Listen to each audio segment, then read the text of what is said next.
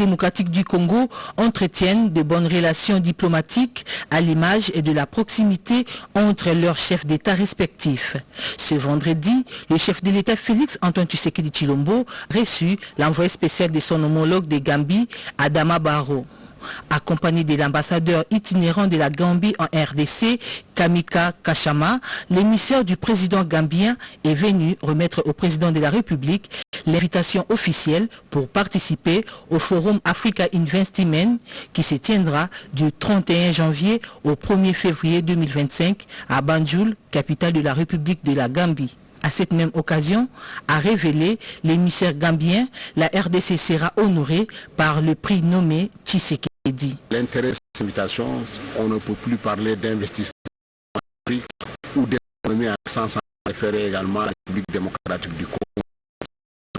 On ne peut plus également parler ou d'économie en Afrique sans référer à la politique économique de son Excellence, Monsieur le Président de la République Tshisekedi, qui est un modèle pour nous du secteur privé africain, qui est un modèle également de développement pour nous, en tout cas africains, raison pour laquelle nous avions tenu cette année à ce que le secteur privé africain se regroupe en Gambie, mais que ce forum ait comme parrain d'honneur et comme invité d'honneur le président de la République démocratique du Congo.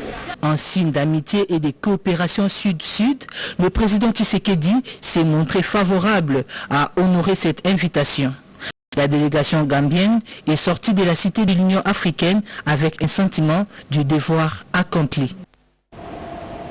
Le programme sino-congolais, suivi de près par le président de la République, Félix-Antoine Tshisekedi, a présidé une réunion élargie avec les groupements des entreprises chinoises. D'autres précisions dans ses commentaires. Le programme sino-congolais vécu et corrigé est l'un des programmes phares du deuxième quinquennat du chef de l'État Félix-Antoine Tshisekedi Tshilombo. La signature du 5e Avena permettra la construction de plusieurs infrastructures dont la rocade de Kinshasa. C'est dans le but d'évaluer à mi-parcours ce projet et de faire des réglages nécessaires en vue d'accélérer les projets en cours d'exécution et aussi trouver d'importants mécanismes pour la praticabilité de ces programmes que le président de la République, Félix Tshisekedi, a réuni ce vendredi les principaux acteurs étatiques et privés impliqués dans ces programmes. On a beaucoup de projets. On a le projet de Kalamambuji-Kananga, on a le projet des rocades à Kinshasa, on a le projet du bitumage de la route nationale numéro 1 qui va aller de Kinshasa jusqu'à Lubumbashi. On a tous ces projets-là. Donc c'est important que ce programme réussisse et il était important qu'on se retrouve autour de son Excellence, Monsieur le Président de la République, avec la Première ministre et les partenaires chinois pour faire des réglages. Et nous pensons que dans les jours qui vont suivre, il y aura des séances techniques pour faire les réglages dont nous parlons. À travers ces suivis des proximités, le chef de l'État veut s'assurer que les choses se passent comme prévu pour le plus grand bien de sa population, a assuré le directeur général de l'APCSC, M. Freddy Chembo. Une police professionnelle. L'on passe d'un simple vœu pieux à une réalité. Le vice-premier ministre de l'Intérieur, Jacquemain Chabani, a procédé au lancement officiel des travaux de réhabilitation d'un centre de formation dans la province de la Tchopo. Bobo Anan Mokonzi. À première vue, ces centres donnent l'impression d'un site abandonné, visité 5 mois plus tôt par le vice-premier ministre au ministre de l'Intérieur et Sécurité, Jacquemain Chabani. Cet espace de formation des hommes en uniforme à Kisangani dans la province de la Tchopo va reprendre son éclat et se débarrasser du coup du vieux à travers une rénovation de ces bâtiments. Et c'est dans le cadre du programme de la réforme du secteur de la sécurité répondant à la vision du chef de l'État, Félix-Antoine Tshisekedi Tshilombo. Plus de 450 000 $ américains, un montant disponibilisé par le gouvernement central pour la rénovation de ces plus grands centres de formation de la police en République démocratique du Congo. Pour la circonstance, le patron de la sécurité nationale, Jacquemain Chabani, a appelé les génies de la police à exécuter ces travaux dans un délai record de 60 jours. Nous avons un énorme besoin en termes d'effectifs au sein de la police nationale, en termes de qualité de nos éléments. Et c'est l'instrument ici présent que nous sommes en train de réhabiliter tous ensemble qui va nous permettre de répondre à ces défis. J'estime qu'ensemble, nous évaluons la hauteur et l'importance de l'acte que nous sommes en train de poser pour répondre à ce besoin et à ce souci tel que le président de la République l'avait promis. Le gouverneur de la province de la Chopo, Paulin Lindongola, a remercié le gouvernement de la République pour la réhabilitation de cette école à travers l'implication personnelle du vice-premier ministre comme ministre de l'Intérieur et Sécurité qui vient résoudre dans une certaine mesure le problème des sous-effectifs de la police avec déjà l'identification des 2200 nouvelles recrues qui seront acheminées à Kisangani pour suivre leur formation dans des conditions décentes. Les risques professionnels parmi les innovations des réformes menées au sein de l'administration publique. Le vice-premier ministre de la fonction publique, Jean-Pierre Liaou, en a fait part aux chefs des divisions et des bureaux de la province de la Chopo avant d'échanger directement avec les agents de l'État. Nadine Kilosho et Moké Maluma. Parmi les innovations implantées par le vice-premier ministre en charge de la fonction publique, Jean-Pierre Liaou, on note la mise en place d'un nouveau système de sécurité sociale avec une branche des risques professionnels au sein de la Caisse nationale de sécurité sociale des agents publics de l'État, SENSAP en sigle. Et en marge de son séjour à Kisangani, le vice-premier ministre Jean-Pierre Liaou a sensibilisé les chefs des divisions et des bureaux de la province de la Chopo sur les risques professionnels, notamment les maladies professionnelles, les accidents de travail et autres. La branche ici, c'est aussi une innovation majeure. Parce que personne ne sait quand est-ce qu'il peut faire un accident.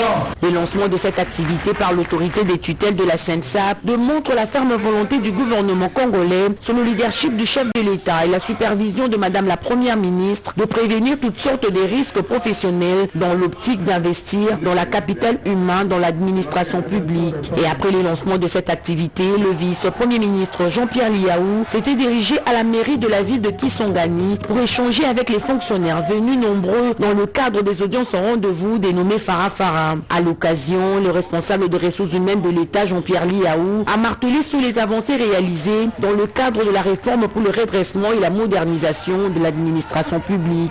Le président de la République nous a demandé de mettre en place une nouvelle politique salariale qui va nous permettre d'éradiquer les disparités entre d'abord les administrations elles-mêmes, les agents. Pour les fonctionnaires, cet exercice reflète la politique de proximité qui rapproche les dirigeants et des dirigés en vue de la prise en compte de leurs desiderata pour trouver des solutions idoines en connaissance de cause. C'est une évidence, le Rwanda a une fois de plus fait montre de sa volonté délibérée de torpiller les efforts de paix dans la région des Grands Lacs. Eh bien, le mécanisme national de suivi de l'accord cadre d'Addis Abeba a dans un communiqué fustigé ces comportements. On en parle dans ses commentaires de Joseph Oscar Mbal-Kaïch. Le mécanisme national de suivi de l'accord cadre d'Addis Abeba déplore les refus volontaires et planifiés du président du Rwanda, Paul Kagame, de répondre à l'invitation du président João Lourenço, président en exercice de la CIRGL et médiateur désigné par l'Union africaine pour la conclusion d'un accord de paix à Luanda le 15 décembre 2024 avec le président de la RDC, Félix Antoine Tshisekedi Tshilombo. Le MNS note avec regret le manque de considération envers le président d'Angola qui n'a été prévenu de la non-venue de ce dernier qu'à la dernière minute. En revanche, il apprécie à sa juste valeur la présence remarquable de Uhuru Kenyatta, ancien président du Kenya et médiateur désigné dans la crise qui sévit dans l'est de la République démocratique du Congo. Le refus du Rwanda de se rendre à Luanda pour la conclusion d'un accord de paix démontre à suffisance son caractère belliciste et sa volonté de persister dans la violence armée contre la RDC et sa population en analysant les efforts d'une paix durable dans la région des Grands Lacs. Forte et absurde se trouve être la contradiction du gouvernement du Rwanda qui, d'une part, affirme que la question du M23 constitue un problème interne au Congo et, d'autre part, exige d'introduire dans un accord de paix entre le Rwanda et la RDC une clause exigeant un dialogue direct avec le M23. Le mécanisme national de suivi de l'accord cadre d'Addis Abeba relève l'attachement du président de la RDC à l'épuisement de toutes les modalités de règlement pacifique du conflit généré et entretenu de toutes pièces par le Rwanda et de façon cyclique et récurrente, contrairement à l'attitude du président rwandais. Tout à fait autre chose dans le cadre de l'amélioration des conditions de travail au sein du domaine foncier. La ministre d'État, ministre des Affaires foncières, Acacia Banoubola, a doté la circonscription foncière des Bandalungwa de bureaux. Images et commentaires. La circonscription foncière de Bandalungwa vient d'être dotée d'un bâtiment administratif moderne. C'était au cours d'une cérémonie de coupure de ruban symbolique que la ministre d'État, ministre des Affaires foncières, Acacia Banoubola a inauguré ce jeudi 19 décembre 2024. Dans son mot, Madame le conservateur des titres immobiliers de la circonscription foncière de Bandalungwa, Claudine Odiangala Mouloumé, a exprimé, au nom de tous les agents et cadres, ses sincères remerciements à la ministre d'État pour l'octroi de ces nouveaux locaux qui vont significativement améliorer les conditions du travail. Excellence, Madame la ministre d'État, votre dévouement et votre présence ont permis de transformer cette idée à une réalité. De son côté, le secrétaire général aux affaires foncières, Gérard Mougangou, a remercié la ministre d'État, ministre des Affaires foncières, pour sa bravoure et son implication personnelle qu'elle ne cesse de montrer à ce jour. Pour que les résultats soient très bons, la patronne des affaires foncières, Acacia Banoubola Mbongo, selon elle, il faut que les agents travaillent dans de bonnes conditions. Je demanderai à ce point la gestion de ces personnes constructeurs de pouvoir gérer en bon père de famille ces beaux bâtiments que l'administration foncière, que l'État congolais leur a donné dans un cadre approprié pour travailler. Selon la vision du président de la République, Félix Antoine Tshisekedi Tshilombo, sous l'impulsion de la première ministre Judith Soumina Toulouka, la ministre d'État, ministre des Affaires foncières Acacia Banoubola Mbongo, est déterminée à assainir les affaires foncières, à redorer son image, à maximiser les recettes et à réduire les conflits fonciers. L'activité a réuni des hommes et des femmes de culture. Il s'agit de l'initiative de modernisation du Centre de lecture et animation culturelle de Kinshasa. Cérémonie présidée par la ministre déléguée en charge de la coopération internationale et francophonie, Bestine Kazadi. Souzingo et Tony Djouma. Le gouvernement de la République tient à la promotion des centres de lecture et d'animation culturelle en RDC. C'est dans ce cadre qu'il faut placer la modernisation de ce centre situé dans la commune de Bandalungwa. L'événement a été marqué par un moment symbolique de l'inauguration d'une plaque commémorative par la ministre déléguée en charge de la coopération internationale et francophonie, Bestine Kazadi. Ce qui marque l'officialisation de l'initiative de modernisation des centres de lecture et d'animation culturelle, un projet qui va s'étendre à travers tout le pays. Motif de satisfaction pour le bourgmestre de la commune de Bandalungwa. L'ambassadeur de la République de Suisse, président des groupes des ambassadeurs francophones, a salué cette coopération et a souligné l'importance de soutenir les projets qui améliorent l'accès à l'éducation. La ministre déléguée en charge de la coopération internationale et francophonie, Bestine Kazadi, a exprimé la nécessité d'étendre les centres de lecture et d'animation culturelle à travers tout le territoire national. Notre ambition est de moderniser le CLAC, faisant de cet espace un pôle d'innovation sans limite où nos jeunes auront l'opportunité, d'une part, d'exposer leurs talents et leurs réalisations, et d'autre part, de découvrir à travers la lecture la créativité qui sommeille en eux. L'événement s'est poursuivi par des échanges constructifs entre les participants avant de se clôturer par un moment de convivialité. C'était hier les lancements des travaux sur l'amélioration du rapport ITE RDC exercice 2022.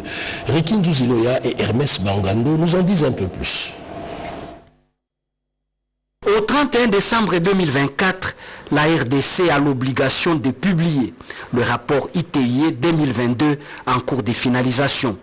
Son contenu se concentre principalement sur les secteurs miniers, pétroliers et industriels. Rapport distinct également prévu pour le secteur forestier et l'artisanat minier en raison de leur spécificité. Jean-Jacques Kayembe, coordonnateur national de l'initiative pour la transparence dans les industries extractives ITIE RDC, a réuni les parties prenantes à Kinshasa pour ouvrir les séances visant à améliorer ce rapport. L'administrateur indépendant qui nous a rendu ce rapport le 5 décembre, nous l'avons partagé avec toutes les parties prenantes pour qu'ils puissent le lire et l'améliorer.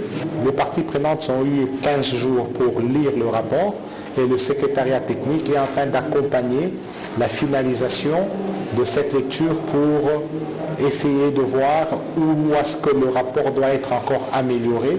Les participants à cette session vont intégrer leurs contributions afin d'assurer la qualité et la fiabilité des informations avant la publication du rapport final. Ces étapes sont donc essentielles s'il faut s'en tenir aux réalités du secteur extractif congolais, avec le respect dévolu aux normes internationales de l'ITIE. C'est une formation étalée sur 5 jours et a porté sur la promotion du secteur du commerce extérieur en RDC. Formation qui a connu la participation du ministre du Commerce extérieur, Julien Paloukou. D'autres précisions dans ses commentaires. Les experts du comité permanent de suivi et évaluation des réformes des accords commerciaux et de la mise en œuvre de la stratégie de promotion des exportations et diversification de marchés Coraspid et du cabinet du ministre formé pendant 5 jours à Kinshasa sur la promotion du secteur du commerce extérieur en RDC ont reçu ce vendredi le brevet et les documents de la stratégie nationale de promotion des exportations et diversification de marchés SPID RDC de main du ministre du commerce extérieur. Julien Paloukou Kaongia a demandé à ses experts d'aller mouiller le maillot en appuyant le ministère du commerce à matérialiser la vision du chef de l'État, Félix-Antoine Tshisekedi Tshilombo, en ce qui concerne la diversification de l'économie nationale, et cela en renforçant la conquête de marchés chinois, européens, indiens et américains qui offrent les avantages avec l'AGOA, mais aussi le marché africain avec l'entrée effective de la République à la zone de libre-échange continental africain, ZLECAf, a-t-il insisté. Nous avons organisé la formation de cette importante structure du commerce extérieur qui est le Corasped en vue de niveler les connaissances de tous les membres, tous les participants, pour leur permettre de contribuer efficacement à l'avancement de la RDC. On a une stratégie nationale de promotion des exportations qui a déjà été approuvée par le gouvernement, mais qui attend une appropriation par toutes les parties prenantes. Nous comptons beaucoup sur eux pour que la RDC, finalement, dans le concert des nations, soit un acteur majeur. De son côté, le professeur Yuyu Baende Bofota, coordonnatrice du Coraspid, a indiqué que ces experts qui feront désormais la fierté de la RDC pour booster son commerce extérieur ont été formés sur une dizaine de thématiques dans la stratégie nationale de promotion des exportations et diversification de marchés SPID. On en parle peut-être plus, le dépassement de 2000 sites, un événement pour 2 géants des télécoms en RDC. Il s'agit d'Airtel Congo et Elion Tower, cérémonie à laquelle a pris part les ministres de Postes et Télécommunications et du Numérique. Augustin Kibassa, Nonoman Sekou. Airtel Congo et Elion Tower ont célébré le dépassement des 2000 tenanciers, les plus grandes réalisations de leur partenariat conclu depuis 2011. En présence du ministre des Postes, Télécommunications et du Numérique, Augustin Kibassa Madiba, et du président de l'ARPTC, ces 2 géants des télécommunications en RDC ont savouré les succès de leur collaboration en remerciant leurs équipes respectives pour le travail des titans abattus. Pour le directeur général de Airtel Congo, cette réussite revient également au ministre Kibassa Maliba qui s'est engagé à créer un environnement favorable au développement du numérique. Augustin Kibassa Maliba a quant à lui félicité la société Elion Tower pour avoir mis ses infrastructures à la disposition des opérateurs de téléphonie mobile et Airtel Congo pour son implication à rendre effectif les développements des TIC en RDC. Les infrastructures que nous construisons, comme les tours et les stations de transmission de base que nous mettons en lumière aujourd'hui, sont les fondations d'un Congo numérique prospère. Un Congo où chaque citoyen pourra accéder aux services numériques, où les entreprises pourront innover et se développer, et où notre pays pourra jouer un rôle de plus en plus important dans l'économie mondiale. Cette cérémonie s'est clôturée par la remise des trophées au DG de Helios et de Airtel, ainsi qu'au ministre Kibassa Maliba et au régulateur Christian Katende. Et cette information, pas assez d'explications claires sur l'arrêt des travaux de réhabilitation de l'hôpital de la Croix-Rouge ici à Kinshasa. Pour en savoir un peu plus, la ministre des Affaires sociales, Nathalie Aziza Mounana, s'est rendue sur place. Chimène Dondo et Edith Chala. Au siège national de la Croix-Rouge, la ministre des Affaires sociales, Action humanitaire et solidarité nationale, Aziza Mounana, a échangé avec les volontaires de la Croix-Rouge qu'elle a chaleureusement félicité pour le travail abattu et elle a par la même occasion encouragé Madame Violette Lakoulou, secouriste primée et médaillée dans la région humanitaire par la Croix-Rouge internationale. La Croix-Rouge RDC, par son vice-président Gaston Niemou, a fait part à la ministre des Affaires sociales, Action humanitaire et solidarité nationale de l'état d'arrêt de travaux de l'hôpital humanitaire. Et nous sommes vraiment flattés de tout ce qu'elle nous a dit et nous espérons que dans un avenir très proche, on aura des actions palpables, à impact visible ici sur place. Et Nathalie Aziza Mounana ne s'est pas contentée du rapport seulement. Terminer cet immeuble qui va prendre 2 niveaux, ça sera un plus pour la population de Kintambo, pourquoi pas de la ville de Kinshasa. Et c'est ça mon objectif. Je crois que ça fait plusieurs années que ça traîne. On peut voir comment le gouvernement, à travers mon ministère, pourra devenir un appui pour qu'il puisse se sentir accompagné par le ministère des Affaires sociales. Elle est descendue sur le terrain, visiter l'endroit. Nathalie Aziza Mounana a promis de faire rapport à sa hiérarchie et mènera le plaidoyer auprès de certains partenaires pour l'achèvement de ces travaux.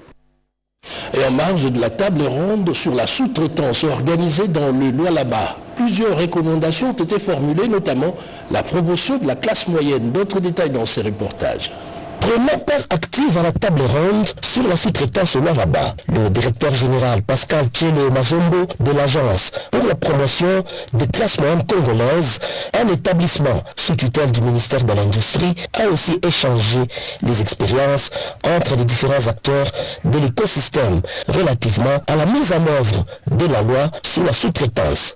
Qui vient compléter le travail de plusieurs acteurs pour évaluer l'impact de toutes les initiatives et tous les programmes entrepreneuriaux qui sont impulsés par le gouvernement avec sous la vision du chef de l'État. Donc nous, pour notre part, notre focus c'est pour voir est-ce que les millionnaires qui sont générés par les fonds ou le contrat attribués grâce à l'action de l'ARSP et d'autres, ces millionnaires-là contribuent-ils à renforcer l'activité économique du pays? Le ministre national Watoum, en charge de l'industrie, développement, petites et moyennes entreprises, a remercié les organisateurs de ce symposium et a donné le mobile de la participation du gouvernement congolais afin d'accomplir la vision du chef de l'État, celle de créer des jeunes millionnaires dans l'entrepreneuriat. Les violences domestiques, le taux n'a pas encore atteint les seuils critiques, mais se situe tout de même à 50%. Nous sommes à mi-chemin. La table ronde sur les violences domestiques a analysé minutieusement cette problématique. Les détails dans ses commentaires. En République démocratique du Congo, les violences domestiques représentent une crise persistante et silencieuse. Elles prennent diverses formes physiques, sexuelles, psychologiques et économiques, exercées principalement au sein de familles, souvent par le partenaire intime ou des membres de ménage. Ces abus, bien qu'omniprésents, restent largement invisibles dans les débats publics et sous rapport par le victime. Quand vous parlez de violences conjugales, on voit plus les conjoints, l'époux et l'épouse. Souvent, il y a des problèmes qui peuvent impacter négativement sur l'unité du foyer. Alors, domestique s'englobe tout le monde, c'est une unité de base. C'est dans ces contextes qu'il sera organisé une table ronde sur les violences domestiques en RDC avec pour thème « Unir les voix pour mettre fin aux violences domestiques » vers une loi spécifique en RDC. Cette table ronde visant à répondre à un besoin urgent de mobilier de parties prenantes pour aborder une problématique qui demeure un défi majeur pour les droits humains, la santé publique et le développement social du pays. Rappelant que cette activité a pour objectif global de mobiliser le décideur politique, les acteurs de la société civile et les partenaires technologiques pour accélérer l'adoption d'une loi spécifique sur les violences domestiques en RDC. Le chapitre santé à présent, la prise en charge sanitaire du Mpox. Les formateurs provinciaux du ministère de l'Hygiène et Prévention, contrôle de l'infection suivent une formation pratique avec l'appui de l'UNICEF. Eugénie Dada Chabani. La résurgence de l'épidémie de Mpox, la variole du singe, est actuellement un réel problème de santé publique et d'urgence en RDC. Le rapport épidémiologique du ministère de la Santé signale plus de 2000 cas de personnes contaminées, dont 3,4% de décès. Cette maladie très contagieuse se transmet de l'animal porteur du virus Mpox à l'homme. Les hommes se contaminent par voie sexuelle, par des liquides humains et de matériaux contaminés par ces virus. Les flux migratoires de la population pendant cette période des vacances constituent un risque d'aggravation de la propagation de cette maladie. Pour sa prévention et la surveillance, l'Institut national de santé publique a organisé avec l'appui financier de l'UNICEF la formation sur la réponse à l'épidémie des Mpox. Ce, à l'intention des formateurs provinciaux de la direction de l'hygiène et prévention du ministère de la Santé et du pilier prévention et contrôle de l'infection. À l'ouverture de l'atelier, le chef de division de la santé Jean-Jacques Diabanza fait le point. La Mpox a une particularité singulière par rapport à sa prise en charge, ce qui est différent d'Ebola, ce qui est différent du Covid. Et donc un certain nombre de modules qui ont été préparés en collaboration avec l'UNICEF et l'OMS. Hier, nous avons eu une séance spéciale avec les experts de l'OMS et de l'UNICEF au niveau du siège, à partir de New York, qui ont échangé avec nous sur les spécificités de Mpox par rapport à la réponse PCI. Et donc c'est l'occasion pour nous de renforcer les capacités des provinces. Pour barrer la route à cette épidémie, il faut de strict respect des mesures barrières. Et dans son itinérance sur la nationale numéro 12, Monterne-Singini, le gouverneur de la province du Congo central, Grace Maswangi Bilolo, a échangé avec ses administrés sur les actions du chef de l'État dans cette province. Suivez. En mission de visite de travaux en cours sur la nationale numéro 12, Monterne-Singini, financée par le gouvernement national, le gouverneur s'est adressé à la population du Congo central venue l'accueillir en liesse ce jeudi 19 décembre 2024. Dans son adresse, Grace Bilolo a appelé la population à soutenir la vision du chef de l'État à travers ses 6 engagements. Il a en outre annoncé que la province du Congo central soutiendra à 100% le projet de révision ou changement de la Constitution. En tant que garant de la nation, c'est lui qui a la vision du pays. La Constitution qu'on a maintenant a prouvé ses limites. Nous devons changer cette Constitution. Nous soutenons la vision du chef de l'État.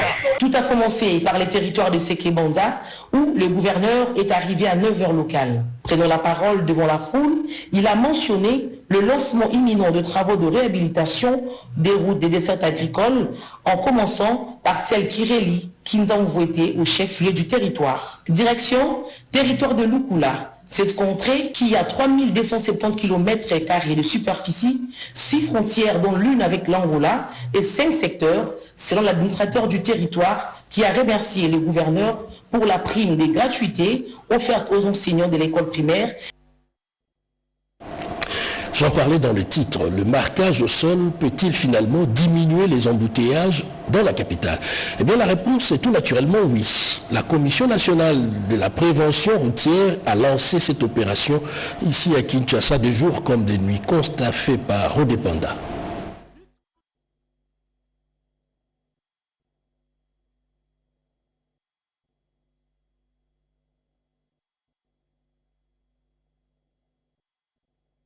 De la route, des voies publiques qui parlent.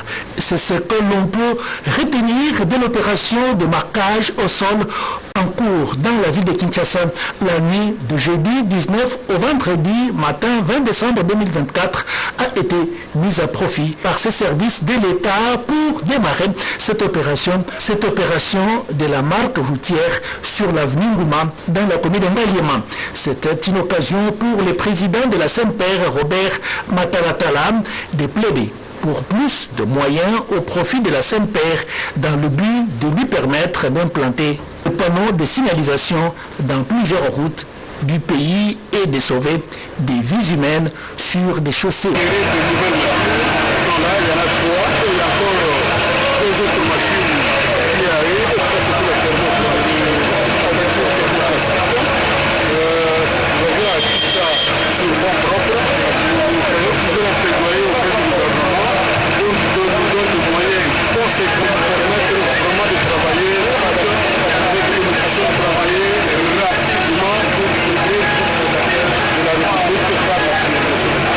Cette opération de marquage au sol devra s'étendre dans plusieurs routes, dont la route Matadi, Bypass et bien d'autres dans la partie ouest de la ville de Kinshasa, la capitale. Côté est de Kinshasa, à Tchangou, ce sont des travaux, des réparations, des séparateurs qui viennent de commencer. Et dans le Haut-Ouélé, l'Assemblée provinciale a procédé à l'adoption de l'édit rectificatif portant budget exercice 2024. On en parle dans ses commentaires.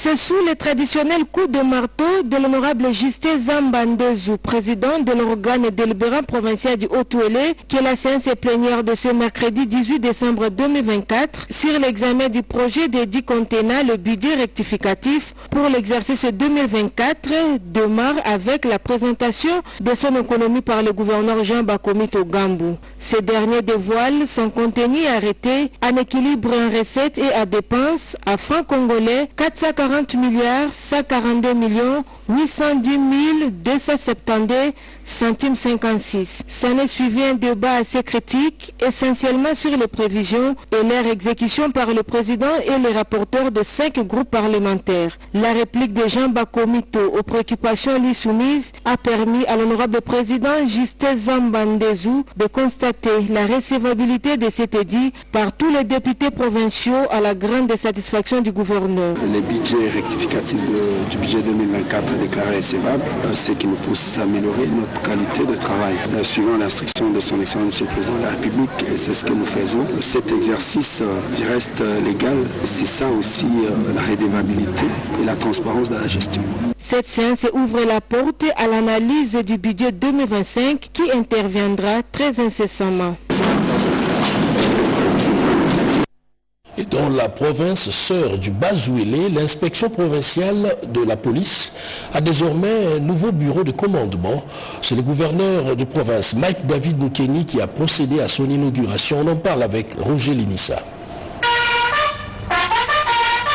Le commissariat provincial de la police de Bas-Ouélé a désormais un bureau propre de commandement. Tout premier bâtiment de commandement de la police nationale congolaise Bas-Ouélé était fait par le gouverneur de Bas-Ouélé, Mike Moukeni. Le commissaire divisionnaire Harry Kapentimboun, artisan du projet, a dans son discours précisé que la réalisation de ces travaux rentre dans leur mission d'accompagner au développement de l'entité en cas de sécurité. Beaucoup de sacrifices ont été fournis pour ces bâtiments. Nous allons toujours continuer avec la même détermination pour faire mieux sur tous les plans et d'accompagner la province au développement.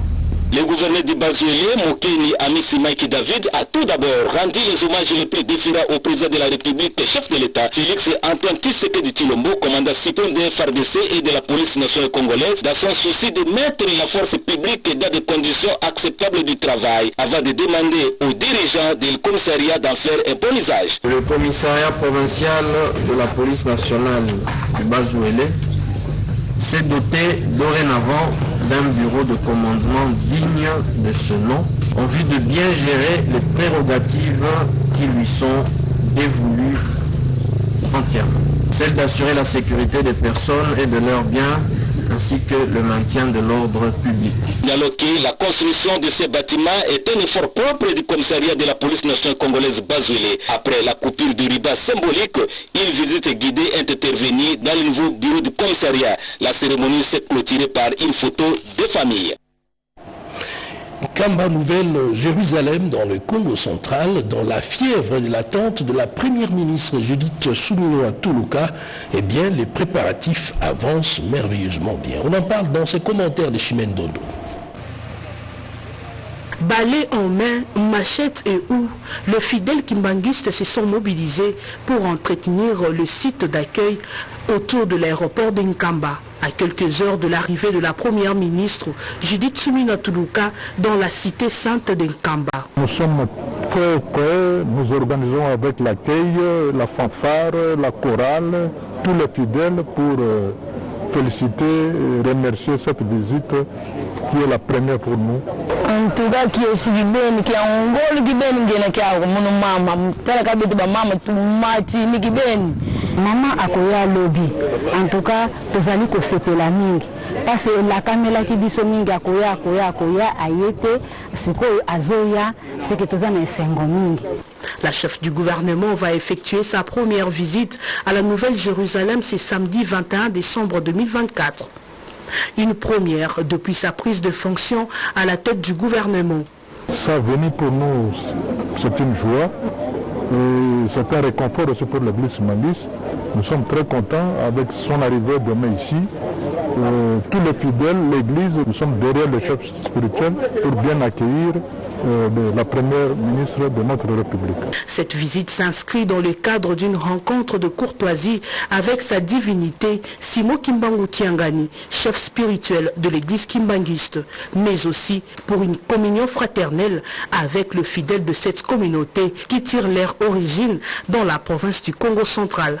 La descente de la première ministre en Kamba est perçue comme un renforcement de liens entre le gouvernement congolais et l'église kimbanguiste qui joue un rôle essentiel dans la vie religieuse et sociale du pays. Et cette note triste, l'UDPS a perdu un secrétaire fédéral. Eh bien, les instances du parti présidentiel ont tenu à lui rendre un dernier hommage. Alain Bikaï. Décédé le 6 novembre dernier à Londres, les corps du défunt président fédéral de l'UDPS Kananga, Gabriel Ilunga Kayembe, a été rapatrié à Kinshasa sur instruction du chef de l'État Félix Antoine Tshisekedi, haute autorité de référence de l'UDPS, pour honorer la mémoire de ces vaillants combattants de la première ère de l'UDPS dans la ville de Kananga. Les cadres et combattants de ces partis de masse se sont retrouvés à la morgue de l'hôpital du Cinquantenaire pour les rendre les derniers hommages. Dans son oraison funèbre, le secrétaire général de l'UDPS a salué les combats de ses compagnons d'élite d'Étienne Tshisekedi Mulumba, d'heureuse mémoire. Gabriel Ilunga, c'est quelqu'un qui aimait notre parti, qui était disponible à chaque moment pour servir le parti. Ça n'est suivi la levée du corps pour l'aéroport international d'Ndjili sous la coordination du sénateur Topin Kabongo Mukengeshai. Arrivé dans la ville de Kananga, la dépouille mortelle de Gabriel Ilunga était accueillie chaleureusement par la population de Kananga qui garde de bons souvenirs. Après les formalités d'usage, Topé Kabongo et toute la délégation se sont rendus à la morgue José Oudney où la dépouille de Gabriel Ilunga sera gardée jusqu'au samedi 21 décembre pour son inhumation. Comme recommande la Bible aux chrétiens de pleurer avec ce qui pleure, Topé Kabongo est allé réconforter la famille de l'illustre disparu. Une autre page noire pour clore ce journal. Médard Aouchai Asenga a été conduit en sa dernière demeure. Le vice-ministre de la Défense a assisté à ses derniers moments dans la province de l'Ituri. David Moubenga. Le patriarche Médard Aouchai Asenga a été conduit à sa dernière demeure ce jeudi 19 décembre 2024 dans son fief natal à Aru, dans la province de l'Ituri. C'était en présence d'une foule nombreuse de l'espace Grand Oriental et du vice-ministre de la Défense nationale et ancien combattant, Sami Adoubango. Le chef de l'État était représenté à cette cérémonie funèbre par André Didier Baitoapala Mafuta, son chargé de mission. Le vice-ministre de la Défense nationale et ancien combattant a exhorté les fils et filles de l'Ituri à capitaliser l'héritage de l'illustre disparu pour promouvoir la paix, l'unité et le développement de cette province. Ce décès constitue une grande perte pour toute la République démocratique du Congo qui a servi avec loyauté. L'impact de sa mort sera certainement ressenti pendant longtemps dans le cœur de toute la population de la Grande Orientale, dont il fit le gouvernement de 2007 à 2012, et plus particulièrement dans le cœur des fils et filles du territoire d'Aru qui lui ont renouvelé leur confiance successivement durant plusieurs législatures. L'inhumation de ce baobab de la classe politique congolaise a eu lieu après le recueillement et les hommages dignes de son rang à l'église protestante CK20. Et à suivre, juste après ce journal, la ville de Mbujimaï qui se prépare à accueillir le chef de l'État, les premiers citoyens de la République. Eh bien, dans le Kassai oriental, Mbujimaï, c'est ce cercle qui se métamorphose au jour le jour. On va en parler, constat fait sur le terrain par nos reporters, notamment Pierre Kibambe Somoué, qui est sur place. Madame, Monsieur, merci de nous avoir suivis. Serge Merlin-Mata revient à 23h pour la suite de l'actualité. Je vous dis au revoir. Je vous retrouve demain à la même heure sur la RTNC à 20h. Bonsoir chez vous.